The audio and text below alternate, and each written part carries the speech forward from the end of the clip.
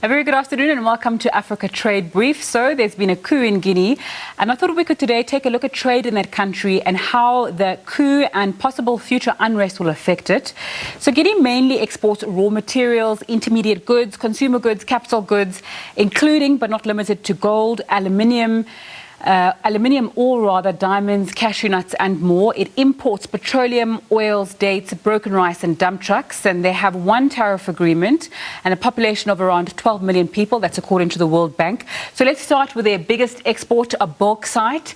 It's made of a reddish rock from laterite soil and is the chief commercial ore of aluminium. That's their biggest export. As you can see, when we look at Guinea, Sierra Leone and Ghana, they are miles ahead in terms of what they export to the rest of the world.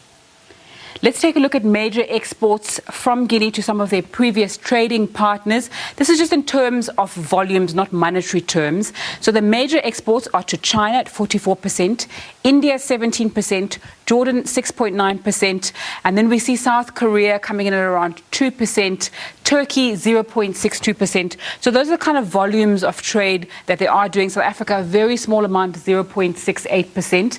Let's take a look at that value in monetary terms when we come to our next graphic and see what that is. So country exports, we saw that in the previous graphic it was about 44% to China, but in terms of money share, dollar share, trade value, exports to France comes first with 25.05%, then to Switzerland with 20.02%, and Russia with 10.88%. So let's take a look at what happens in Guinea in terms of imports into that country. In terms of volume, again, China, largest trading partner in terms of volume, 34%, India at 10%, Turkey 2.6%, a bit more than the exports that we saw on one of the previous slides, the Netherlands around 13%, and France at 5.1%. So let's take a look at those imports in terms of monetary terms. On our next slide, we see that the Netherlands, in terms of monetary imports, at 29.32% share, United Kingdom 10%, just over 10%, and France third with 9.82%. So let's take a look then, a closer look at trade in Guinea. I'm joined by Ovigwe Eguegu, who is a policy analyst at Development Reimagined. He joins me now from his car because of traffic. Thanks so much for your time on SABC News. So just give us some context into what economic factors may have led to what we've seen taking place in Guinea this weekend. Yeah, so if you look at the graph you're talking about, you've been showing a very informative graph. It shows what exactly the world really cares about when we look at Guinea, or the market as it were. Bauxite is one of them. Guinea was actually on road to actually hit record bauxite exports this year. But if you look at all of the commodities market now, you can see that there's some anxiety depending on what commodity you're looking at.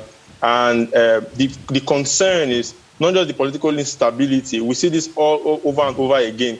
Once there's a coup, of course, that creates a market shock, but it also impacts investor confidence in terms of going long term.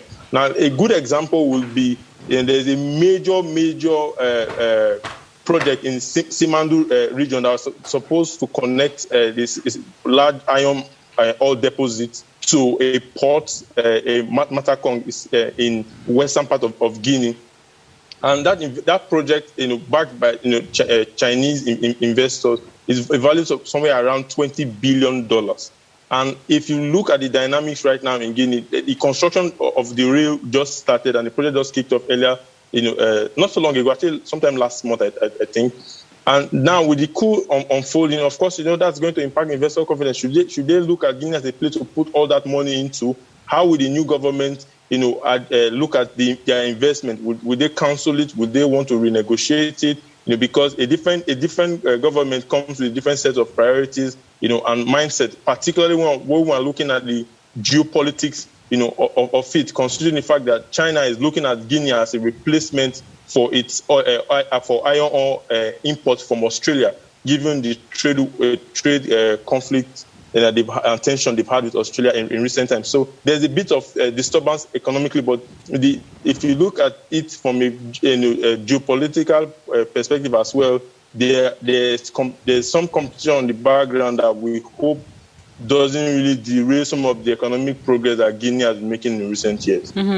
Let's expand a little bit on the possible impact of this coup on trade in Guinea. You've spoken about that 20 billion deal that could be at stake, and you've also spoken about railway. Talk to us more about trade in Guinea and possible places that could be affected.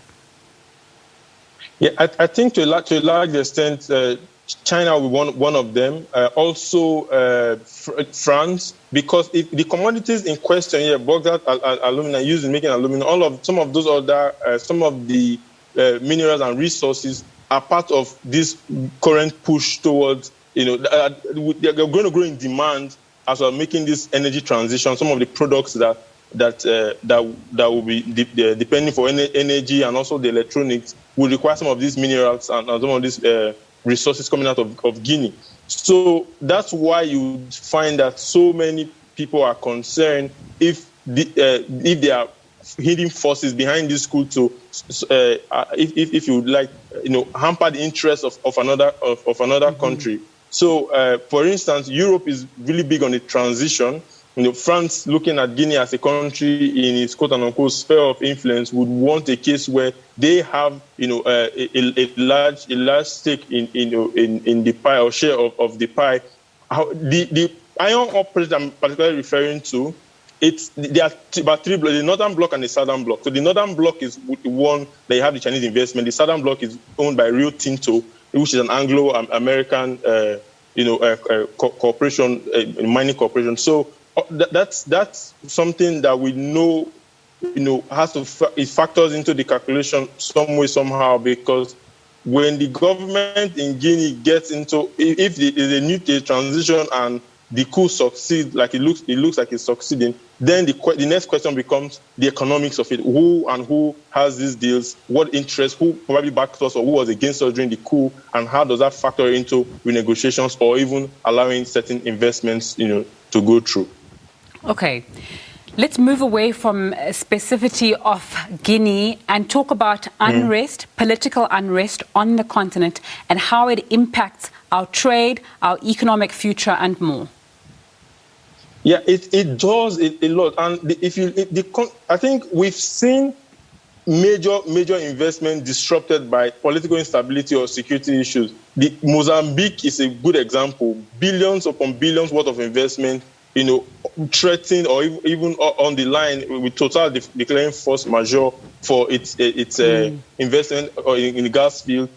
If there was stability and security there, of course, that investment would have been going on, now, and all of the predicted economic benefits will already be in motion. The same thing we see across West Africa, across West Africa's Sahel. Although yes, there are not enough economic investments there, but the potential is not something that we can just put out. Right from the north of Nigeria west to Senegal, you have deposits of various, minerals, metals, even fresh water. There's a large aquifer, in the tip of West Africa. All of these, resources cannot contribute to Africa's development and economics and our trade if there is no political stability and security. That's something that has to, really be emphasized seriously. Not just even in Sahel, even if you come down to in the Gulf of Guinea, for instance. The Gulf of Guinea is easily the most pirate-plagued water in the entire world.